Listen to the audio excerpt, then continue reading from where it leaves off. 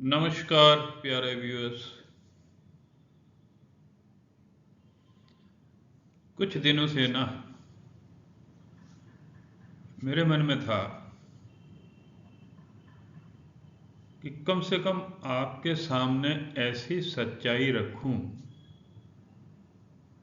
कि आपके पैरों तले जमीन घसक जाए। सच्चाई भी ऐसी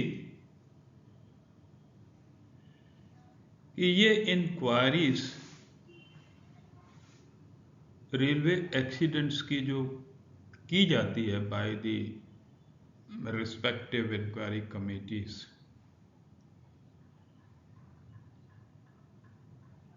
ये इंक्वायरी आज की डेट में महज एक बोलने में सुनने में अच्छा नहीं लगेगा, ये बॉस प्लीजिंग टाइप की इंक्वायरीज हो गई हैं।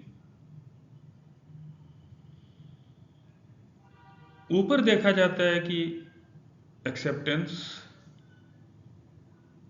किस लाइन पे होगी, तो डाउन द लाइन इंस्ट्रक्शन दी जाती है कि उसी के हिसाब से करो, आप अंत तक बने रहना। मैं आपको एक एक चीज आपको विथ डॉक्यूमेंट प्रूफ आपको दिखाऊंगा कि ये इंक्वायरियां ना करे तो अच्छा है, अगर करे तो सही से करे। कैसे चीजें छुपाई जाती हैं आप अंदाजा नहीं लगा पाएंगे कि मक्खी को आप निगल रहे हो। कहते हैं ना, दूध में मक्खी जो है पड़ जाए तो उसको निकाल के फेंक कर देते हैं, ये मक्खी समेत दूध पी जाने वाली बात है इस इंक्वायरी में। आपके सामने सारे तथ्य मैं दूंगा, सिर्फ एक रिक्वेस्ट है कि अगर आपने सही जानकारी लेनी है ना कि चीज़ों में किस तरह क्या हो रहा है आज की डेट में और कैसे इनको छुपा के इसको उलट पुलट बना करके प्रेजेंट किया जा रहा है और वाही ली जा रही है, हर एक डिपार्टमेंट को रगड़ा जा रहा है। मैं बायसनेस की बात कर रहा हूँ, और ऐसी बायसनेस जिसमें पता नहीं कुछ डिपार्टमेंट के लोग क्यों सही चीज़ें सामने रख नहीं पाते।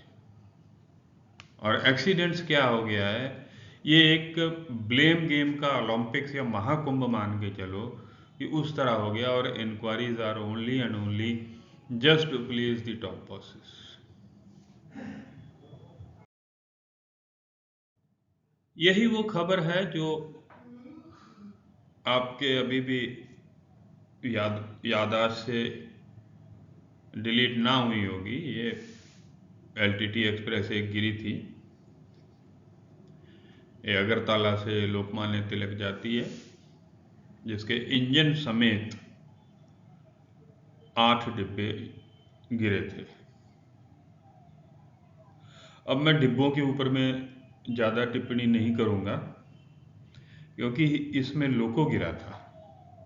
लोको had derailed by all the wheels, and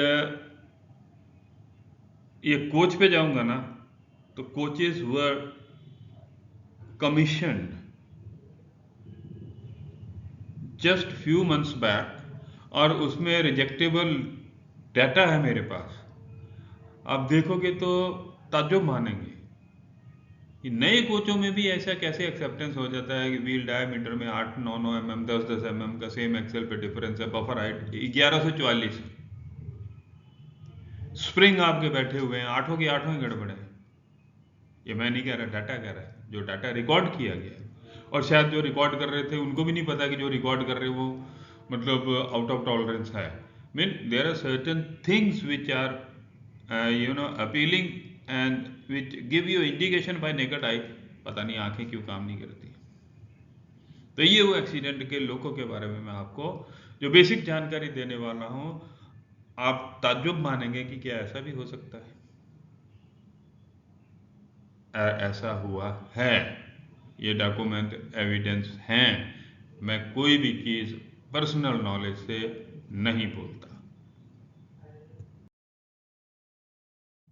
ये एक प्रेजेंटेशन दी गई थी वीसी में, हाई लेवल की जो होती है, तो उसमें ये लाइकली कॉजेज ऑफ डिरेलमेंट दिए गए थे। मैं झट से इसको निपटा लूं, और ज़्यादा समय ना इस पे वेस्ट करते हुए, इसमें टू रूट वगैरह का तो कोई था ही नहीं। Point flashing after about 6 seconds जो बोला गया, इसके ऊपर मैंने ऑलरेडी एक वीडियो बना रखी है कि पॉइंट फ्लैशिंग जो होती है that is not only due to loose packing, it is also due to the pressure of the contact fingers हैं, उसके बाद में उसका रिले चैटरिंग भी होती है, then input of the voltage भी होती है, then wear and tear in the gear itself भी होती है। सिग्नल गियरिंग की बात कर रहा हूँ मैं, और वो चीज़ें कोई चेक नहीं की गई हैं, जस्ट पॉइंट फ्लैशिंग है। अच्छा, पॉइंट फ्लैशिंग भी एक रूट में है, दूसरे रूट में नहीं है। There are subsequent simulation videos जो हमने ली थी और उसमें ये पाया गया है, और ये सब कुछ नहीं है। ऐसे फ्लैशिंग वगैरह हुई जरूर है, but that was not the cause. Synchronising मैं आपको बार बार, एक ही बार नहीं, बहुत बार बता चुका हूँ कि यहाँ में जब मल्टीपल लोकोस लीडिंग में और बैंकिंग में चलते हैं, उनका आपस में कोई सिंक्रोनाइजेशन होता नहीं है, और वो डिस्ट्रीब्यूटेड पावर वाला जो कंट्रोल सिस्टम है वो इसमें नहीं चल रहा है, लागू नहीं है, और हो भी नहीं रहा है। तो आपस में नॉन सिंक्रोनाइजेशन होती रहती है। उसके बाद में अब ये मज़ेदार चीज़ है, loco defect 180 day schedule with tyre turning was done on 11/10/24। 11/10/24 में इसका टायर टर्निंग का डेट दिया गया है। इसके आगे की कहानी भी आपको बड़ी मज़ेदार है जो मैं बताने वाला हूँ। कोच डिफेक्ट है इसमें, मैं उसको अभी इसमें मिंगल नहीं कर रहा है, बिकॉज कोचेस पीछे में गिरे हैं, the loco itself has derailed. Then likely cause of derailment, no hanging part, no abnormality reported from previous gates, track defect, track reading, no peak was found. The report of loose packing since now on 51 occasions. अच्छा, ये loose packing की क्या indication है, मेरे को ये समझ में नहीं आ रहा। उसका सिस्टम है कि we have to check the sleepers under the passage of train. एक आएगा, बोल देगा लूज पैकिंग, लिख करके चला जाएगा, और PWI सब लेके कूदता रहेगा उसके पीछे पीछे। That is not the loose packing. Loose packing test करने का, चेक करने का एक प्रॉपर तरीका दिया गया है। और तरीका क्या है कि पैसेज में जब ट्रेन पास करती है तो उस टाइम में उसको उसका कवर खोल करके उसको चेक करना होता है। पॉइंट फ्लैशिंग उसके लिए, लूज पैकिंग के लिए नहीं होता। और आज की डेट में मैकेनाइज्ड पैकिंग है, कंक्रीट स्लीपर है, गए दिन वो पुराने जमाने वाले। So this was not properly check. ये जस्ट एक इसको बनाया गया है, बोला गया है पॉइंट फ्लैशिंग हो रहा था, लेकिन एक्चुअल कॉज लूज पैकिंग भी नहीं है, अदर चीज़ें। क्योंकि हमारे पीवे वाले को कम पता होता है, इसलिए SND वाले जंप करके बोल जाते हैं कभी कभार। तो उसके बाद ये स्लाइड थी उस PPT की। Loco reading has been done except for load deflection test of spring. ये एक्सीडेंट हुआ 17/10 का।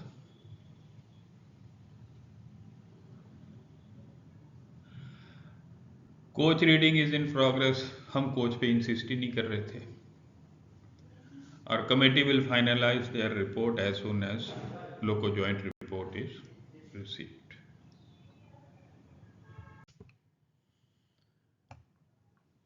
हाइलाइट्स आफ्टर द एक्सीडेंट में क्या था, इसको इतना एक हवा बना दिया गया। हम बेसिक्स में ना जा करके ना, हम बहुत हाई फाई में चले जाते हैं। एक्सीडेंट हो गया, व्हाट शुड वी डू? ठीक है, रेलवे बोर्ड से आदेश हुआ, हाई लेवल कमेटी भेजी जाए। इसमें PED सिग्नल थे, PED TM NMC, ED safety civil railway board, CERSW east coast railway से उनको नॉमिनेट किया गया, कमेटी के मेंबर बने director geotech RDSO। All high officers were on landing division for this case investigation of derailment। अब लोगों को ये नहीं समझ में आ रहा था ये हुआ क्या। लोको ही गिर गया, उसके पीछे 1 to 7 कोच गिरे। तो हमारे यहाँ क्या है, एक बहुत बड़ी टीम आ गई, तो चलो लोगों को लगता है कि कुछ अच्छा होगा, प्रिवेंटिव होगा, कुछ रिकमेंडेशंस आएंगी, this recommendations if followed will reduce the accidents.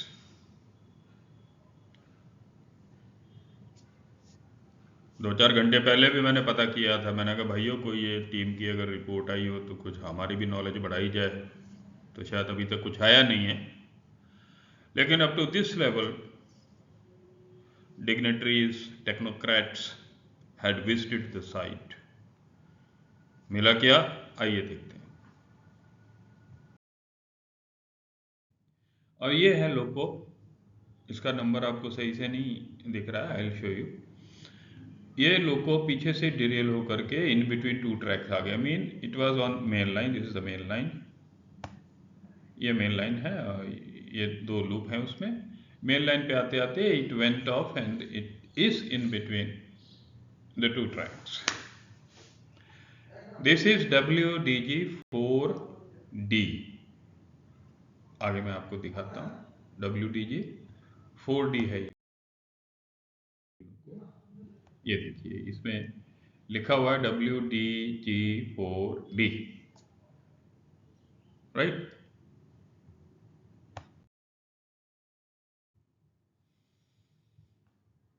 जैसे इसकी हाइट हमने मपवाई, ये 1035 आई एक साइड में और 1055 दूसरे साइड में। अब ये भी थोड़ी सी अगर ढंग से ली जाती है तो हो सकता है 1030 के नीचे आ जाती, बट आई डोंट नो, जिसने भी लिया है because it is jointly so I honour it. होनी कितनी चाहिए, 1090।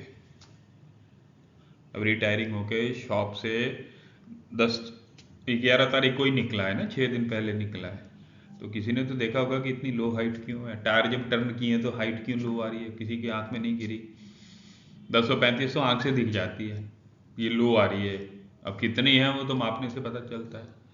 सो ये जैसे हमको रीडिंग मिली 1035 1055, तो मैंने जैसे कोई पूछ लेता अपने को तो बता देते कि भाई ये हमको डाउट लग रहा है, आपका सस्पेंशन सिस्टम गड़बड़ है, इतनी लो नहीं होती।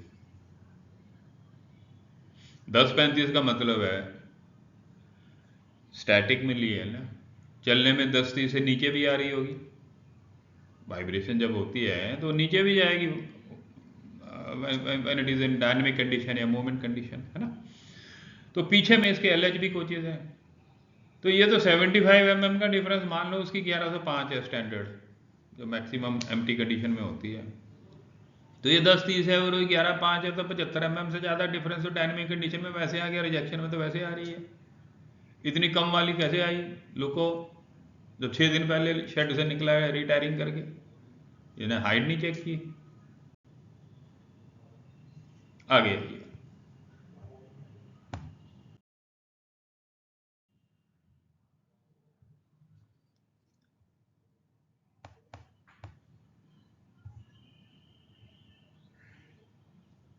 लोको नंबर 70857 है, WDG 4D which derailed on 17th was moved to diesel shed after derailment for measuring the deflected height of its springs. However, as the test bench of the shed has been non-functional since 2014, this is a reply which I have with me.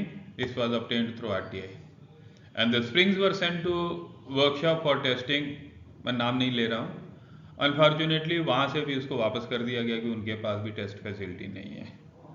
Railway board का letter mandate करता है कि भाई आपको तो machine पे height लेनी है। क्या मैं ये कह के चलूँ कि जब से यहाँ लोको शेड हुए हैं उसमें है ही नहीं टेस्टिंग मशीन, आप खाली फ्री हाइट दे करके, स्प्रिंग की फ्री हाइट दे करके आप उसको स्प्रिंग को लगा रहे, इज इट राइट? क्या फ्री हाइट से हमको के वैल्यू पता चल जाती है? तो फिर लोड टेस्ट किस लिए दिया हमने? Why load test is prescribed? चलिए, SSCP में काफ़ी दिन अटेंड किया है, 29 नवंबर, 30 नवंबर, 25 दिसंबर, 5 नवंबर को BQ वगैरह में भी गई, बट जॉइंट मेजरमेंट्स होते नहीं है क्योंकि वहाँ भी अवेलेबल नहीं है, फिर वो ट्रक में लेके घूमते रहते हैं इधर उधर। अब ये देखिए, और फ्री हाइट के लिए बीच में ऑर्डर आ गया कि आप जो है काम करो, इसकी फ्री हाइट ले लो टॉप लेवल से, कंसर्न डिपार्टमेंट ने ये बोला। कि कोई बात नहीं, डिफ्लेक्टेड हाइट नहीं है तो फ्री हाइट ले लो, वो काम चलाएंगे। तो अपन बोला यार फ्री हाइट अपने को तो ज़रूरत नहीं, क्योंकि जब हम रिकॉर्ड करते हैं ना डिफ्लेक्टेड हाइट, तो फ्री हाइट तो वहीं उसी टाइम आ जाती है। करेक्ट। सो फिर बोला साहब शायद साइन नहीं किए उस रिपोर्ट में।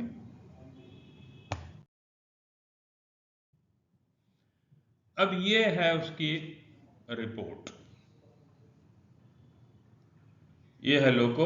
अब ध्यान से देखिएगा जो मैं बताना चाह रहा हूं आपको, असली मुद्दा, the point which I wanted to focus, which I wanted to discuss, elaborate. और जो मैं बोल रहा था कि ये क्या क्या हो जाता है हमें पता नहीं चलता इंजीनियरिंग वालों को। अब ये देख लीजिए, ये है WDG4D लोको, और नीचे नोट पढ़िए।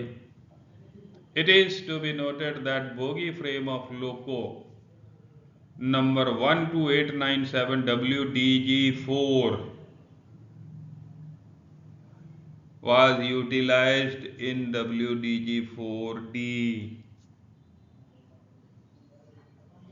So spring parameter of WDG4 to be considered in the measurement. अब समझ में आया? कुछ नहीं आया, मैं दोबारा बताता हूँ।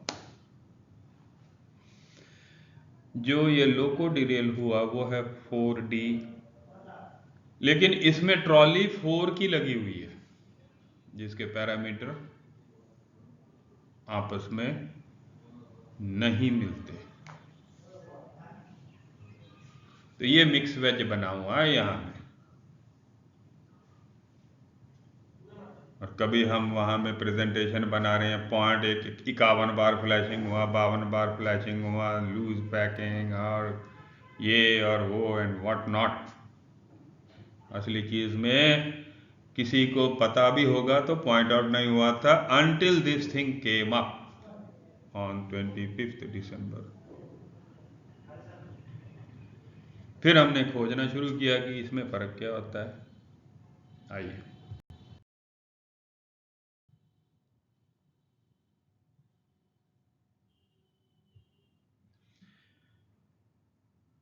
ये है WDG4 के स्प्रिंग, ये उसकी ड्राइंग है। तो WDG4 का जो स्प्रिंग होता है, इसकी जो फ्री हाइट है ना, ये होती है 542.8, और इसमें टॉलरेंस फ्री हाइट में प्लस माइनस 11.11 रहती है। 542 आप याद रखिए। और ये स्प्रिंग यूज किए गए हैं 4D में, क्योंकि ट्रॉली जब इसकी लगाई है तो स्प्रिंग उसी के होंगे।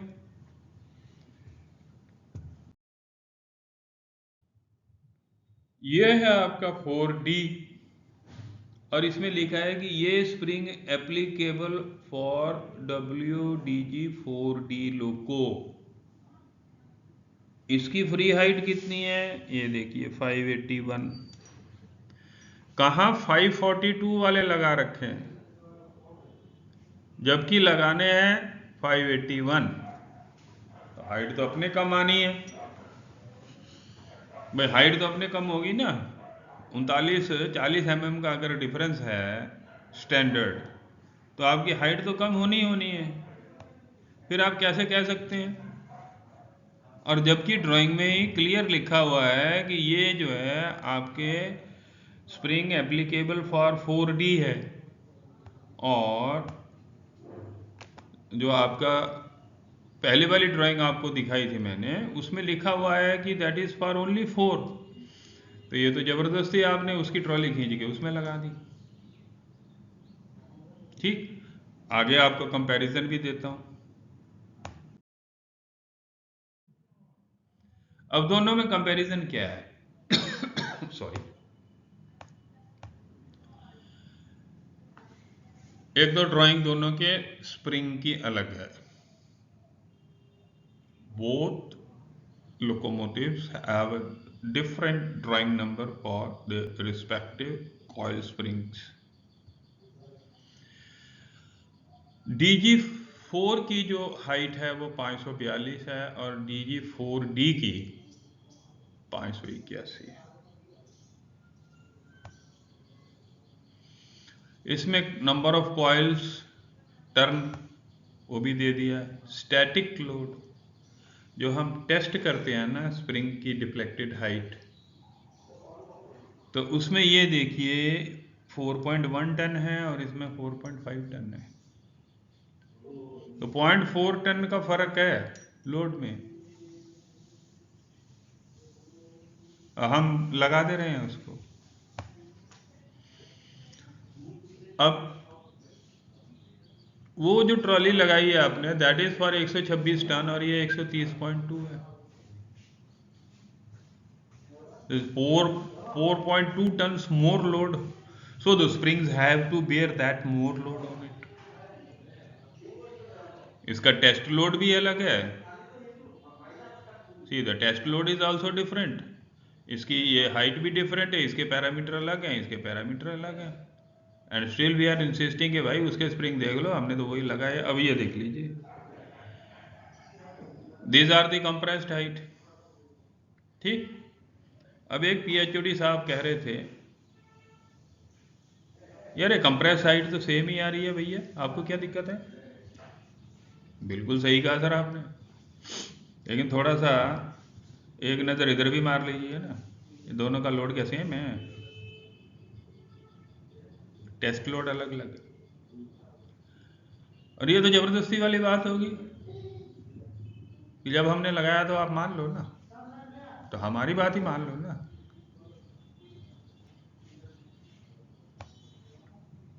ठीक है साहब, क्लियर हो गया? What I wanted to show, मैंने आपको शुरू में कहा था ना, कोई चीज़ मैं विदाउट डॉक्यूमेंटेशन के आपको प्रेजेंट नहीं करूंगा, and this is what I wanted to show. ये ऐसा हो रहा है, किसी की टांग, किसी की बाजू, किसी का ये पकड़ पकड़ा करके वो भी मेल एक्सप्रेस ट्रेन में लगाया जा रहा है, और ऊपर से सेफ्टी डिपार्टमेंट वाले भी उन्हीं के अपनी की डिपार्टमेंट के ही हैं, तो वो तो हमेशा बोलेंगे यार पीछे को बेल्ट फेल है तो उसी को दिखा के कि इसकी इंक्वायरी खत्म करो, इतनी चीज़ें क्यों दिखा रहे हो? ये है असलियत। 17 अक्टूबर, आज 3 जनवरी। वो D+10 कहाँ गई? कहाँ गई D+10?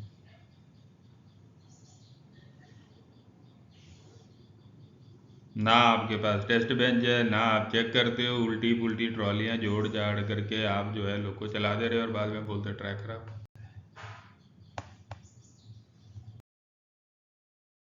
तो जस्ट मैं आपको वो कट पेस्ट करके उसको मैंने दिखाना चाह रहा था। ये जैसे इसकी देखिए यहाँ पे ड्राइंग नंबर लिखी रहती है, ASCII, this is for PV engineers, ये ड्राइंग नंबर होती है, और इसमें देखिए क्लियरली लिखा रहता है एप्लीकेबल फॉर किस लोगों के लिए। बीच वाला portion I had just cropped up for putting it in one view. So this is how we analyze the defects and we bring out the truth. और ये मैंने फिर आपके लिए, आपकी जानकारी के लिए ये ड्राइंग आपको प्रेजेंट कर दे रहा हूँ। This is of WTG4, loco type का होता है, गेज वगैरह and services goods, and see the height is given as 1090। जो इसकी नॉर्मल हाइट होती है ना वो 1090 पे इसको बनाया जाता है, ना कि 1035 में। 1035 is a very dangerous height because 5 mm का डिफ्लेक्शन कभी भी हो सकता है उसमें, and that will go below 1030, and that will cause a difference between the coaches in rear. और अगर वो 1105 है और ये 1030 आ गई तो कितना डिफरेंस हो गया? 75 का सीधा सीधी हो गया, तो 75 more than 75 is rejection. So this is how this case has evolved the truth, and it took so long a time, a period, to get up to those dimensions, clearly stating that something ulta pulta has been done, and to hide it, और ना तो D+10 ना कुछ, बोले इससे कुछ नहीं होता। तो जब कुछ नहीं होता तो फिर ये ड्राइंगें क्यों? Why these drawings are required? Why there are separate drawings? Why the height is different? Why the load is different? Why the test load is different? Why the local load is different? तो इन पे भी तो थोड़ा ज्ञान प्रकाश डाला जाए ना, ऐसे बस डिपार्टमेंटल वाद में ही आप इंक्वायरियां फाइनल कर दो। नहीं जी, ऊपर वाला कुछ और चाहता है तो हमें वैसी बनानी है क्या? तो फिर कभी ना रुके आपके accident. Well viewers, I thank you for watching and just want to brief कैसे इस जोनल रेलवे के highest level of technocrats had been to the accident site, वो गए थे सारे। Also railway board took a very serious note और उन्होंने भी अपनी एक expert team of principal HOD rank की भी भेजी। Also director from RDSO, another chief engineer from east coast railway भी आए थे देखने के लिए क्यों हुआ, कैसे हुआ, कब हुआ। कब तो चलो डेट फाइनली है उसकी, जब हुआ। हमने भी काफ़ी कोशिश की अपना ज्ञान बढ़ाने के लिए। देखिए, there is no age and end of learning. तो हमने कहा कुछ और अपने को सीखने को मिलेगा। मैंने रिंग वगैरह करके पूछा अभी कि भाई कोई अगर टेक्निकल रिपोर्ट आई हो तो हमें भी पढ़ाई जाए या हमें भी बताई जाए, देखा जाए। बट अब तक कोई रिपोर्ट आई नहीं, अवेलेबल नहीं थी। और देखिए, if we go to the very basic, 2-3 दिन बाद इंजन आ गया शेड में और आज जनवरी 4/25/2025 हो गई। स्प्रिंग की डिफ्लेक्टेड हाइट नहीं मिली और लेंगे भी कैसे, वो तो सारे रिजेक्ट होने, क्योंकि वो स्प्रिंग उस लोको के है ही नहीं। आपने ट्रॉली 4DG की लगा दी 4D लोको में, तो वंस अगेन जो 4D WDG 4D लोको है उसका वेट जिसकी ट्रॉली लगी है उससे 4 टन ज़्यादा है। उसके स्प्रिंग डिफाइंड है, उसकी ड्राइंग अलग है। WDG 4 की ट्रॉली की और स्प्रिंग की ड्राइंग अलग है। इन दोनों ड्राइंगों में सीधा लिखा हुआ है जो 4D के स्प्रिंग है एप्लीकेबल टू 4D, और जो WDG 4 के हैं वो उसी के लिए एप्लीकेबल है। इंटरचेंजेबल का तो कोई लेटर नहीं है। प्रॉब्लम वही होती है where we go against the norms। Railway में एक बहुत अच्छा लेसन जो अपने को सीखने को मिलता है वो यही है कि go by what is written in the manual. तो जहां आप मैनुअल से डिविएट हुए, बचाने वाला कोई नहीं मिलेगा। सो हम इतना बड़ा इसका हवा बना बुनू करके इधर उधर इसको दिखा के पॉइंट फ्लैशिंग, लूज पैकिंग और may be coach defect, may be ये डिफेक्ट, मे बी वो डिफेक्ट। अरे गो टू द बेसिक्स। आपका जब 1035 बफर हाइट दिख रही थी ना, तभी समझ में आ जाना चाहिए क्यों, वाई। हमेशा याद रखिए, लोको का लोड कांस्टेंट होता है, वॉगन का लोड वेरी करता है। वॉगन के spring are subjected to load variations, क्योंकि कभी 2 टन ज़्यादा दे दिया लोड किसी ने, कभी वो खाली भी रन करता है, कभी वो ओवरलोडेड रन करता है। जब तक गिरे नहीं तब तक तो एक्सीडेंट नहीं बोलते ना। लोगों का तो कांस्टेंट वेट है। तभी समझ आ जाना चाहिए जब कोई बोल रहा है कि हमको स्प्रिंग की हाइट चाहिए और मैकेनिकल ना ना ना ना करते करते करते करते फाइनली खुद लिखना पड़ा कि ये इसके स्प्रिंग नहीं है, उसके स्प्रिंग के साथ इसकी तुलना की जाए। क्यों भाई, क्यों? गो बाय द मैनुअल। तो इतने सिंपल चीज को इतना कॉम्प्लेक्स बनाना सीखना हो तो you can come over and see how things have been jumbled crumbled, और कैसे इसका मिक्स वेज बनाया गया है। Well, this was all from my side about this derailment what I could understand. I would like my viewers to share their comments with me and improve and increase my knowledge. So once again, बहुत मेहनत लगती है ये सब करने में, बहुत सुनना भी पड़ता है ये सब करने के बाद, but your comments are always encouraging for me, they are like a blessing. Do comment, like, share and subscribe this channel because this is your own channel. Wish you a very happy new year 2025. Thank you, viewers.